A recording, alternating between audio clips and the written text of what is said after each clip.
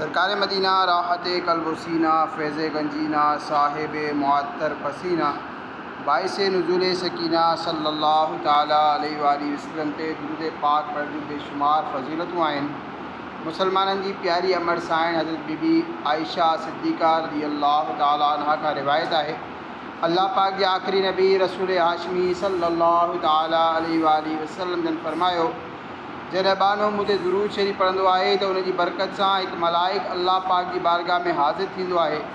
उन मलाइक जे लाइ हुकुम थींदो आहे उनखे मुंहिंजे बाने जी क़बर वटि वठी वञो त जीअं हीउ मुंहिंजे बाने जे लाइ मग़फ़िरत जी दुआ कंदो रहे ऐं मुंहिंजे बाने जूं अखियूं थधियूं थींदियूं रहनि। ज़ात वाला पे बार बार दुरूद, बार बार और बेशुमार दुरूद, कब्र में खूब काम आती है, बेकसों की है यारे गार दुरूद। सल्लु अलल हबीब सल्लल्लाहु ताला अला मुहम्मद सल्लल्लाहु ताला अलैहि वसल्लम। प्यारा इस्लामी भाइरो, हदीस पाक की मशहूर किताब बुखारी शरीफ में तमाम प्यारी रिवायत है। मां वाक़े थोड़ो वज़ाहत सां ॿुधायां थो। हज़रत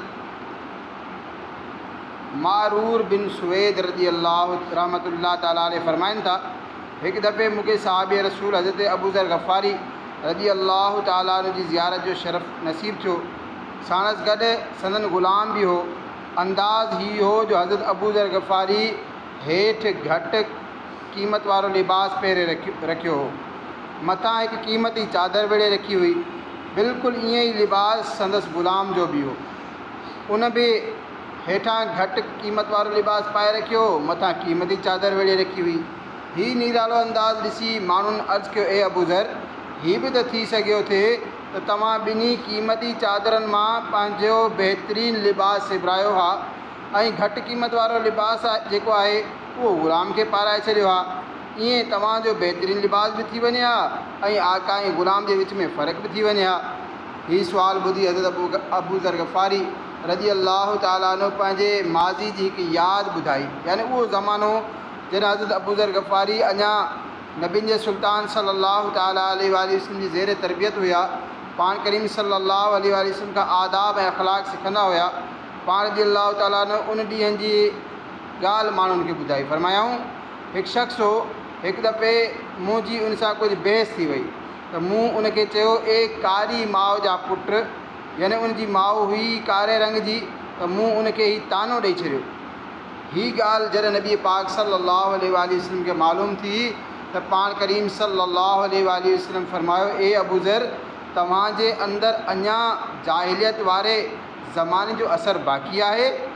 वधीक फरमायूं, हीअ जेकी तव्हांजा ख़ादिम या ग़ुलाम आहिनि, हीअ तव्हांजा भाइर आहिनि। अल्लाह पाक उन्हनि खे तव्हांजे मातहत करे छॾियो आहे।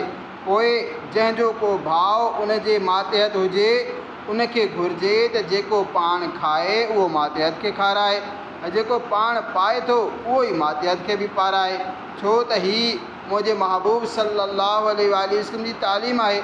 उन करे मूं पंहिंजे ग़ुलाम खे उहो ई लिबास पारायो आहे जेको मूं पाण पाए रखियो आहे।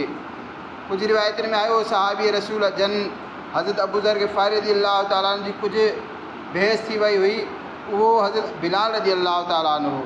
जॾहिं प्यारे आका सल्लल्लाहु अलैहि वसल्लम हज़रत अबू ज़र ग़फ़ारी जी तरबियत कई ऐं ॿुधायो त ए अबू ज़र, तव्हां इस्लाम बि क़बूल करे छॾियो, इस्लाम जो नूर तव्हांजे अंदरि अची वियो, इस्लामी अख़लाक़नि ऐं आदाबनि सां तव्हां आरास्ता बि थी विया, पर ज़माना जाहिलियत वारी हिकु ख़सलत जो असरु अञा ताईं बाक़ी आहे।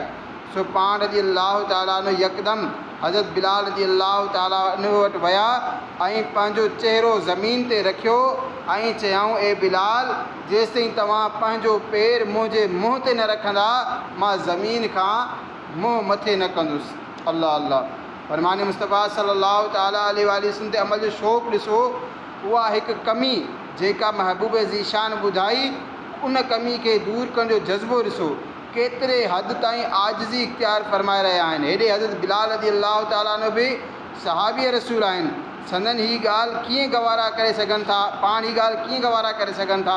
उन करे पाण रज़ियल्लाहु ताला अन्हु पंहिंजो पेर न रखियो। आख़िर हज़रत अबू ज़र रज़ियल्लाहु ताला अन्हु ज़बरदस्ती उन्हनि जो पेर पंहिंजे चहिरे ते लॻाए छॾियो। प्यारा इस्लाम भाइरो, हिन वाक़े में असां लाइ सिखण जूं घणियूं ॻाल्हियूं मौजूदु आहिनि। मसलन हिन वाक़े में हिकु ॻाल्हि त असांखे हीअ सिखण लाइ मिली त आजिज़ी इख़्तियार करणु घुरिजे। कंहिं मुसलमान जे मुक़ाबले में पंहिंजी वॾाई न जताइणु घुरिजे, भले साम्हूं वारो ख़ादिम ऐं ग़ुलाम ई छो न हुजे। असां सभई मुसलमान आहियूं, अल्लाह पाक जा बाना आहियूं, सभई हज़रत आदम अलैहिस्सलाम जी औलाद आहियूं। चाहे को सेठ हुजे या नौकर, को अमीर हुजे या ग़रीब, को ग़ुलाम हुजे या आका, को ख़ादिम हुजे या मखदूम, ही सभई दुनिया जो हिकु निज़ाम सिस्टम आहे। रब करीम जी तक़सीमकारी आहे। जेको सेठ आहे उहो माउ जे पेट मां सेठ पैदा न आहे थियो, अल्लाह पाक उनखे सेठ बणाए छॾियो आहे। जेको नौकर सर्वेंट आहे उहो पैदा थींदे ई नौकर न हो, अल्लाह पाक उनखे नौकर बणाए छॾियो। किरदार जी बुलंदी, अखलाक जी पाकीज़गी, अल्लाह पाक जो कुर्ब ऐं आख़िरत जी कामयाबी अलॻि ॻाल्हियूं आहिनि। अल्लाह पाक वटि केरु वधीक पसंदीदा आहे, सेठ या नौकर, हीअ असां नथा ॼाणूं। हिन जो तालुक़ु पैसे सां न आहे, हिन जो तालुक़ु दुनियावी स्टेटस सां न आहे, हिन जो तालुक़ु वॾी कुर्सी सां न आहे, हिन जो तालुक़ु तक़वा ऐं परहेज़गारीअ सां आहे। अल्लाह पाक फरमाए थो, इन्न अक्रमकुम इंदल्लाहि अतक़ाकुम, बेशक अल्लाह वटि तव्हां मां वधीक इज़त वारो उहो आहे जेको तव्हां मां वधीक परहेज़गार आहे। उन लाइ असांखे घुरिजे त आजिज़ी इख़्तियार कयूं, सभिनी सां नेक सलूक, गुड बिहेवियर सां पेश अचूं। पहिरें दौर में, पहिरें ज़माने में पैसनि सां ख़रीदियल ग़ुलाम हूंदा हुया। हाणे इहो माहौल त न आहे। अलबत्ता ख़ादिम त हूंदा आहिनि, नौकर चाकर त अञा बि घरनि, दुकाननि ऐं ऑफिसुनि वग़ैरह में रखिया वेंदा आहिनि। असांखे घुरिजे त उन्हनि खे घटि रुतबे वारो सम्झी तकब्बुर जी आफ़त में न पऊं, उन्हनि सां बि नेक सलूक ई कयूं। फ़ख्रो गुरूर से तू मुझे बचाना मौला, या रब मुझे बना दे पेकर तू आजिज़ी का। हदीस पाक में आहे, नबी जी सुल्तान सल्लल्लाहु तआला अलैहि वसल्लम फरमायो, टे ॻाल्हियूं जंहिंमें हुजनि अल्लाह पाक उन ते रहमत बि फरमाईंदो ऐं उनखे जन्नत में बि दाख़िल फरमाए छॾींदो। उहे टे आदतूं कहिड़ियूं आहिनि?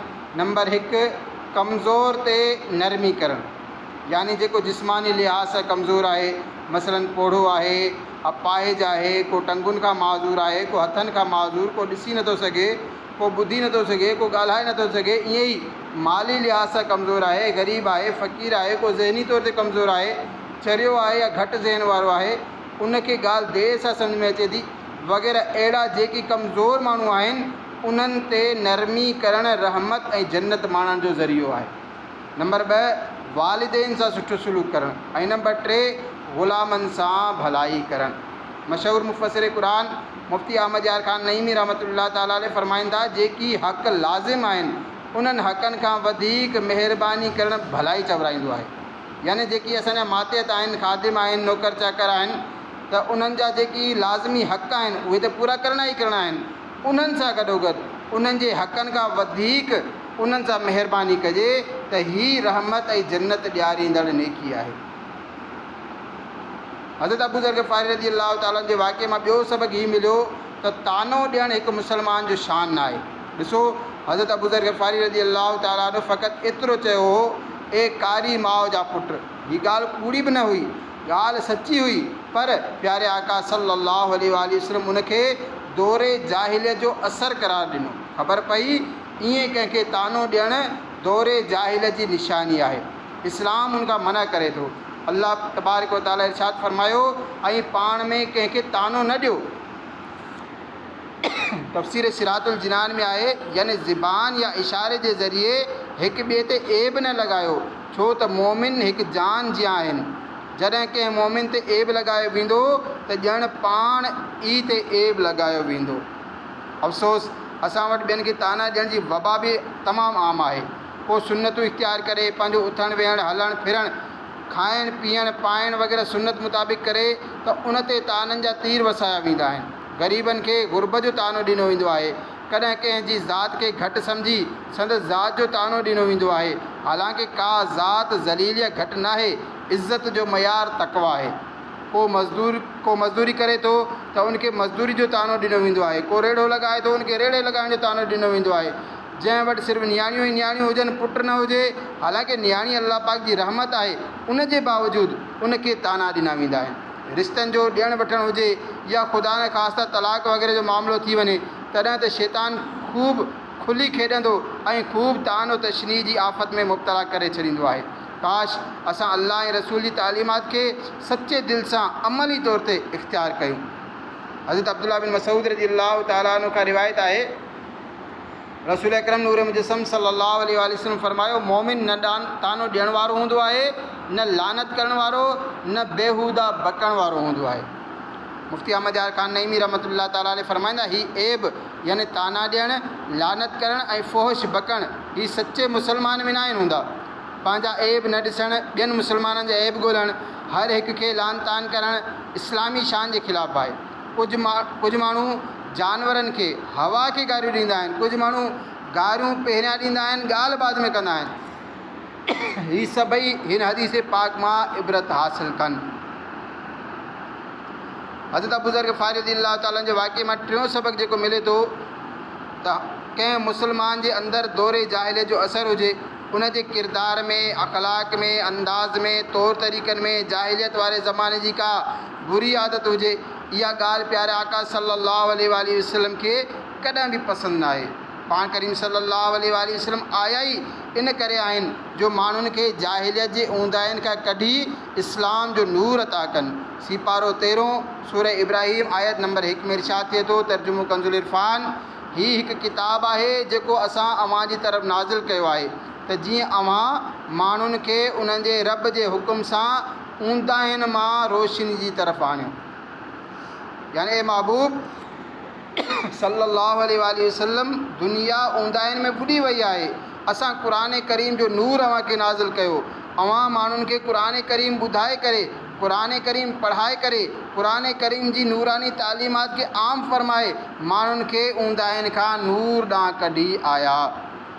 पोइ ईअं ई थियो, अल्लाह पाक जे आख़िरी नबी सल्लल्लाहु अलैहि वसल्लम माण्हुनि खे क़ुरान ॿुधायो, क़ुरान करीम जी माना बयानु फरमाई, क़ुरान करीम जा राज़ उन्हनि जे दिलनि में दाख़िल कया ऐं उहे माण्हू जेकी पाण खां घटि शइ खे पंहिंजो ख़ुदा बणायो वेठा हुआ, उन्हनि खे हिकु अल्लाह वहदहू ला शरीक जे साम्हूं सजदो करायो।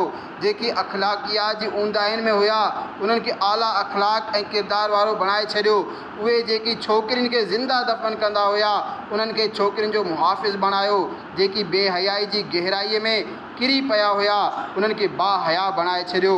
उहो ई क़ुरान करीम आहे जंहिंजे ज़रिए जाहिलियत जूं ऊंदाहियूं ख़तमु थी वियूं।